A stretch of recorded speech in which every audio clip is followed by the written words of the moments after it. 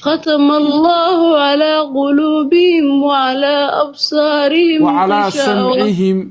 وعلى سمعهم وعلى أبصارهم غشاوة ولهم عذاب عظيم ومن الناس من يقول آمنا بالله وباليوم الآخر وما هم بمؤمنين يخادعون الله والذين آمنوا وما يخدعون إلا أنفسهم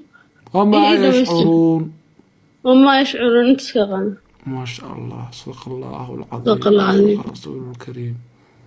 gabadhan quruxda badan sharafta leh caawna madaalisa ilaa khayr siiyo u duceeya in qalbigeeda alla u soo celiyo laga xaday in baawarkeedii nimanka cadowga yahuudda ah gaalada ah nasaarada ah gabadha yar miskiinta nala dhalatay ee qalbigeedii aayar uga xadeen habeen madow baarbalkeedii buluug ahaa in alla loo soo celiyo insha allahu tacaala guys ayba u duceyn ilaa soo celiyo insha allahu tacaala saaxiibayaal biidni illahi alkariim soo doona allahu akbar way heri doonta insha allah آمين.